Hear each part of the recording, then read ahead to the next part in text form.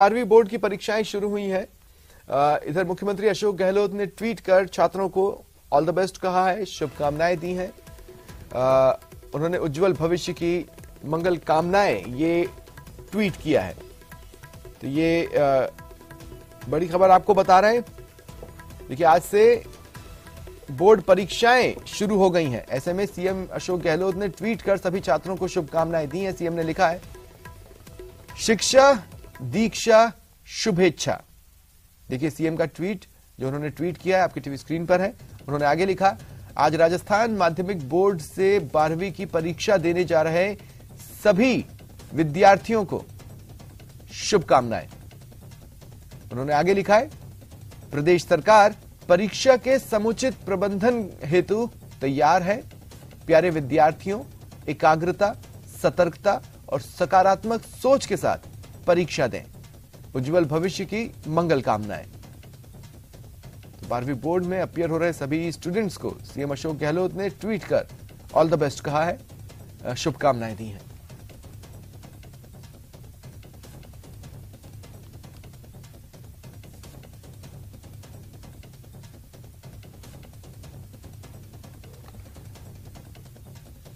तो देखिए सीएम ने ट्वीट कर सबसे पहले लिखा है, शिक्षा दीक्षा शुभेच्छा, और फिर आगे लिखा, आज राजस्थान माध्यमिक बोर्ड से 12वीं की परीक्षा देने जा रहे सभी विद्यार्थियों को शुभकामनाएं। प्रदेश सरकार परीक्षा के समुचित प्रबंधन हेतु तैयार है। फिर उन्होंने कहा, लिखा कि प्यारे विद्यार्थियों, एकाग्रता, सतर्कता और सकारात्मक सोच के साथ परीक्षा दें। उज्जवल भविष्य की मंगल कामनाएं। राजस्थान माध्यमिक शिक्षा बोर्ड की 12वीं बोर्ड की परीक्षाएं 12 अप्रैल तक चलेंगी। आज पहले दिन मनोविज्ञान का पेपर हो रहा है, जिसमें बेहद कम संख्या में छात्र रजिस्टर्ड है। राजधानी जयपुर के परीक्षा केंद्र से जानकारी दे रहे हैं सहयोगी लवली। शिक्षा बोर्ड की कक्षा 12वीं की बोर्ड की परीक्षाएं आज से शुरू हो गई है। राजस्थान के अंदर 6000 से ज्यादा सेंटर्स पर यह परीक्षा जो है वो आयोजित की जा रही है। हालांकि पहले दिन मनोविज्ञान का पेपर होने की वजह से कई सेंटर्स पर आज भी ताले लगे हुए हैं। चुनिंदा जो सेंटर्स हैं वहां पर छात्र जो हैं वो उनके रजिस्ट्रेशन हैं और वहां पर छात्र पहुंचे। एक स्कूल है, जयपुर शहर का बड़ा स्कूल है, रामदेव पोद्दार स्कूल, राजा रामदेव पोद्दार स्कूल। यहाँ पर महज 2 ही छात्रों का जो है वो रजिस्ट्रेशन है और दोनों ही छात्र जो है वो परीक्षा देने के लिए यहाँ पर पहुंचे हुए हैं। और यहाँ पर जो चीटिंग को रोकने के लिए, जो नकल को रोकने के लिए तमाम तरह के इंतजामों के साथ में जो यहाँ स्कूल का जो प्रशासन है वो अलर्ट मोड पर है। और यहाँ पर नोटिस बोर्ड भी चस्पा किया गया, जिसपे साफ तौर पर जो अंदर जो अनुचित साधनों की रोकथाम के लिए जो एक्ट बनाया गया है उसकी यहाँ पर पालना कराने के लिए इसकी सूचना यहाँ पर दी जा रही है। ये राजधानी जयपुर का जीएलएन मार्ग का एक स्कूल है। प्रदेश भर के अंदर आज से परीक्षा शुरू होकर के 12 अप्रैल तक चलेगी। इस दौरान 10वीं बोर्ड की परीक्षा भी शुरू होगी, लेकिन 12वीं बोर्ड का आज पहला दिन था आज एग्जाम का, और साल 2023 के लिए। और जैसे ही परीक्षा शुरू हुई तो उम्मीद ये थी कि बच्चों की संख्या काफी ज्यादा होगी, लेकिन पहले दिन मनोविज्ञान का पेपर होने की वजह से छात्रों की संख्या बेहद कम रही और स्कूल के अंदर जो है आप देख पा रहे होंगे गहमा गहमी का माहौल कम नजर आ रहा है यहाँ पर। और ये राजा रामदेव पोद्दार स्कूल है जीएलएन मार्ग का, जहां पर जो है वो 2 छात्र जो है इस वक्त परीक्षा दे रहे हैं। इसके अलावा जो प्रदेश भर के 6000 सेंटर्स जो बनाए गए वहां पर लगातार जो है 12वीं बोर्ड की परीक्षाएं जो है वो आज से शुरू हो चुकी हैं। कैमरा पर्सन दिलीप चेची के साथ लवली वधवा, न्यूज 18 जयपुर। खबर रोडवेज की लापरवाही की। सड़क सुरक्षा एवं परिवहन मंत्री बृजेंद्र ओला के गृह जिले में रोडवेज सेवा कंडम बसों के सहारे चल रही है। ये हम नहीं, रोडवेज प्रशासन के अधिकारी कह रहे हैं, जिन्होंने निगम मुख्यालय को पत्र लिखकर नकारा हो चुकी बसों को कंडम घोषित करने की मांग की। मगर बसों के अभाव में निगम रोडवेज प्रशासन कंडम हो चुकी बसों को कंडम घोषित नहीं कर रहा, जिसके कारण यात्री जान जोखिम में डालकर सफर कर रहे हैं। झुंझुनू डिपो में 12 ऐसी बसें हैं जिन्हें कंडम घोषित करने को लेकर प्रपोजल भेजा जा चुका है। निगम प्रशासन ने समय अवधि खत्म होने के बाद भी अभी तक इन बसों को कंडम घोषित नहीं किया है। बसें अवेलेबल हैं, उनमें से 12 बसों का हम कंडम प्रपोजल भेज चुके हैं और उनमें से भी 12 में से भी 3 गाड़ियां ऐसी जो रियर कंडीशन में हैं, वो चलने लायक नहीं है। उनका एमएटी में लेके हमने प्रपोजल हेड ऑफिस भेज दिया। बाकी 9 गाड़ियां हैं, वो भी 10-11 लाख किलोमीटर चल चुकी हैं, वो भी अभी जल्दी ही कंडम के लिए लायक हो जाएंगी। उदयपुर से करीब 50 किलोमीटर दूर मिनार गांव में होली के दूसरे दिन अनूठे अंदाज में होली का त्योहार मनाया जाता है। पिछले 400 सालों से चली आ रही परंपरा के अनुसार आज भी इस गांव में होली बारूद से खेली जाती है। देश में एक होली ऐसी भी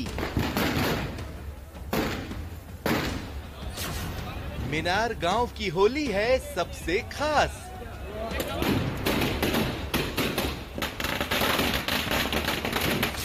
दीपावली की तरह मनाई जाती है होली।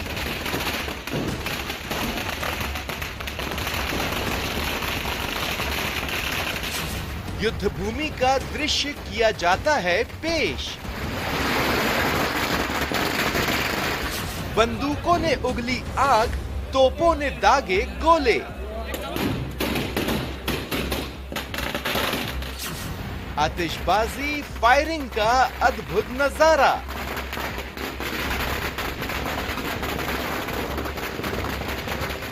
चार 400 साल पुरानी है परंपरा।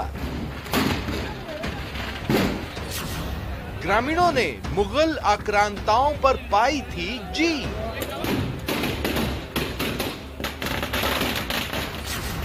उदयपुर में खेली जाती है बारूद की होली।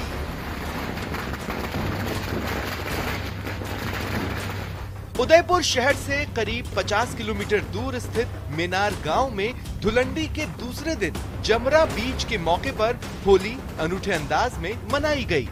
यहाँ होली रंगों के बजाय गोलियां उगलती बंदूकों और तोप से निकलने वाले गोले से मनाई गई।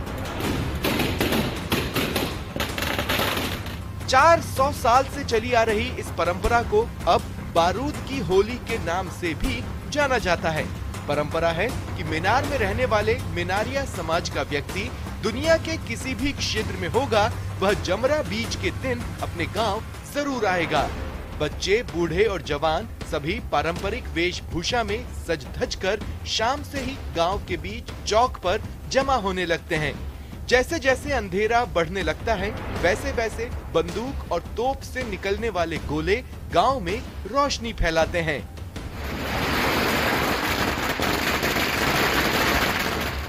माना जाता है कि महाराणा प्रताप के पिता उदय सिंह के समय मेवाड़ पर मुगलों ने आक्रमण किया था। उस दौरान ग्रामीणों ने जमकर आक्रांताओं का मुकाबला किया था, उन पर विजय पाई थी। उसी विजय की याद में बारूद की होली मनाई जाती है।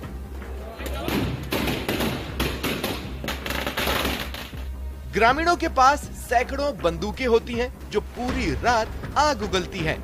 ऐसा लगता है जैसे गांव में दीपावली मनाई जा रही हो। एक एक कर सैकड़ों बंदूकों से हवाई फायर किए जाते हैं।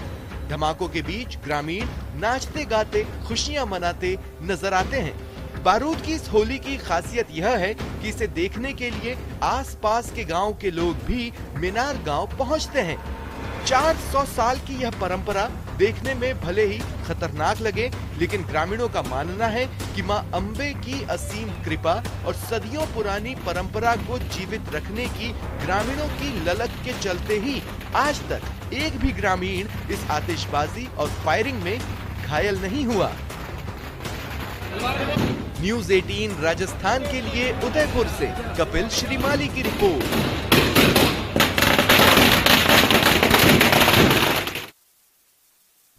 और देखिए, प्रदेश की ये बड़ी खबर लगातार बनी हुई है। जयपुर में वीरांगनाओं का धरना आज भी जारी है। इधर अनशन पर वीरांगना मंजू जाट बैठी हुई हैं। मेडिकल टीमों ने उनका स्वास्थ्य परीक्षण किया है। सभी पैरामीटर्स अभी ठीक पाए गए हैं। सचिन पायलट के आवास के बाहर धरने पर बैठी हैं वीरांगनाएं। जब मंजू जाट से हमारे सहयोगी बाबूलाल धायल बातचीत कर रहे थे तो उनसे पूछा कि आपने अन्न जल त्यागा हुआ है, तो उन्होंने कहा कि उन्हें अन्न जल त्यागे लगभग 4-5 दिन हो गए हैं। बहरहाल मेडिकल टीम आज वहां पर पहुंची और उनके स्वास्थ्य का परीक्षण किया, ब्लड प्रेशर चेक किया, शुगर लेवल चेक किया और अन्य जरूरी चीजों को चेक किया गया। सभी पैरामीटर्स फिलहाल ठीक पाए गए हैं। ये देखकर जो स्वास्थ्यकर्मी वहां पहुंचे थे उन्होंने राहत की सांस ली और फिलहाल सरकार भी राहत की सांस ले रही होगी इस जानकारी के बाद कि मंजू जाट की तबीयत फिलहाल ठीक है और सभी पैरामीटर्स उनके मेडिकल जांच में सही पाए गए हैं। लेकिन वो अनशन पर बैठी हुई हैं, उनकी मांगों पर डटी हुई हैं। ऐसे में अब चीजें किस ओर जाती है ये देखने वाली बात होगी। बीजेपी खुलकर मैदान में आ ही चुकी है। वहीं कांग्रेस के जो लीडर्स यहाँ पहुंच रहे हैं वो आश्वासन लेकर पहुंच रहे हैं, लेकिन वीरांगनाओं का कहना है कि सिर्फ आश्वासन से काम नहीं चलेगा। अब वो सीएम से भी मिलना चाहती है। सीएम अगर नहीं मिलते हैं तो ये चाहती हैं कि सीएम साफ साफ कह दें नहीं मिलना है। सचिन पायलट से इन्हें उम्मीदें हैं कि सचिन पायलट इन्हें प्रियंका गांधी और सोनिया गांधी से मिलवाएंगे ताकि वो अपनी बात कांग्रेस आला कमान तक पहुंचा सके, जिनकी बात नीचे के तमाम लीडर्स को सुननी होती है। तो ये जो स्थिति है, आज भी वीरांगनाओं का धरना जारी है और इस बीच वीरांगना मंजू जाट ने अन्न जल त्यागा हुआ है।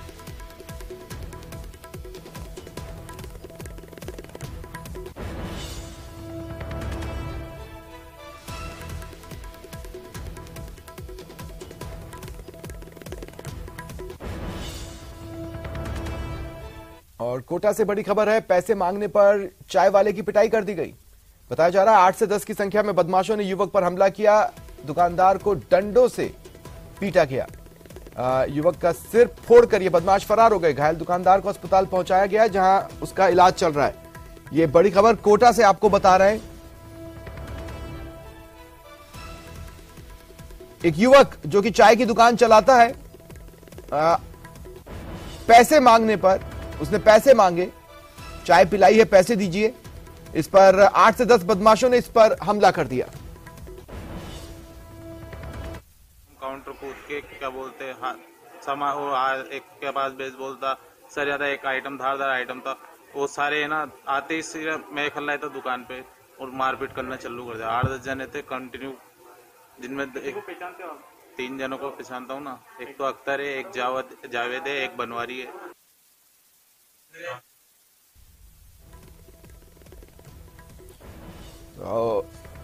देखिए, चाय की दुकान चलाने वाला ये युवक जो कि बुरी तरह से घायल हुआ है, 8 से 10 बदमाशों ने इस पर डंडों से वार कर इसे घायल किया है। बात सिर्फ इतनी थी कि उन्होंने चाय पी थी और इसने चाय के पैसे मांग लिए। ये बात इन बदमाशों को इतनी नागवार लगी कि उन्होंने इसकी पिटाई शुरू कर दी। 8 से 10 की संख्या में ये बदमाश थे, इसके सिर पर भी डंडा मारा। ज्यादा जानकारी के लिए बात करते हैं सहयोगी ओम प्रकाश से। ओम प्रकाश, क्या जानकारी है? देखिए, नयापुरा बस स्टैंड के पास की बात है। चाय पीने के बाद पैसे मांगने पर बदमाश ने न केवल उनके साथ गाली गलौज की, बल्कि थोड़ी देर बाद में वो अपने कुछ साथियों के साथ फिर से वहां आया और काउंटर पर चढ़कर दुकान में घुस गया। हाथ में बेसबॉल, डंडे व सरिया सहित अन्य जो हथियार थे, उन हथियारों के साथ उन्होंने मारपीट की वारदात को अंजाम दिया और मौके से फरार हो गए। जो है दुकानदार, उसके सिर में गंभीर चोट लगी है। फिलहाल एमबीएस अस्पताल में उनको जो है भर्ती करवाया गया है। नयापुरा थाना पुलिस पूरे मामले की जांच करी, लेकिन घायल विनोद ने कहा कि फिलहाल आरोपी अभी तक गिरफ्तार नहीं हुए और आए दिन इस तरह की वारदात को लेकर स्थानीय जो लोगों में है वो तो अमूमन ये उसकी दुकान पर आकर चाय पिया करते थे या ये डिफरेंट लोग हैं? की जानकारी उन्होंने नहीं दी। उनका चेहरा से वो ये जानते हैं कि ये आया, मतलब पहली बार ही आए हैं, लेकिन चाय पीने के बाद पैसे देने की बात को लेकर उन्होंने विरोध की। सबसे बड़ी बात है, पैसे मांगने का खामियाजा दुकानदार ने ये भुगता कि उनके साथ मारपीट की वारदात को अंजाम दिया। कुल मिला के बेखौफ होकर बदमाश इस तरह की मारपीट की वारदात को अंजाम दिया करते हैं, अपना खौफ पैदा करने के लिए आम लोगों में। इस तरह का ये जो है मामला सामने आया, ये कहा जा सकता। फिलहाल दुकानदार का जो है चलिए, शुक्रिया ओम प्रकाश तमाम जानकारी के लिए। होली के दिन रंग गुलाल से धरती आकाश लाल हो जाते हैं, लेकिन राजसमंद के एक गांव में रंगों से होली न खेलकर एक अनोखी परंपरा निभाई जाती है। भाड़ूजा गांव के लोग होली के दिन दूल्हा बनकर फुलडोल की परंपरा निभाते हैं। दूल्हे के लिबास में पुरुष नाचते गाते हैं और फुलडोल महोत्सव मनाते हैं, जिसे देखने आसपास के इलाके से लोगों की भीड़ लगती है। ग्रामीण अपने सारे गिले शिकवे दूर कर फुलडोल खेलते हैं। ग्रामीण परंपरा के अनुसार लोग धोती कुर्ता और सिर पर पगड़ी पहनते हैं, मानो कोई दूल्हे राजा तैयार हुए हों। यह परंपरा पिछले 800 सालों से निभाई जा रही है। गांव में होली महोत्सव पर रंग नहीं लगाया जाता, बल्कि रंग ठाकुर जी के चरणों में अर्पित किया जाता है।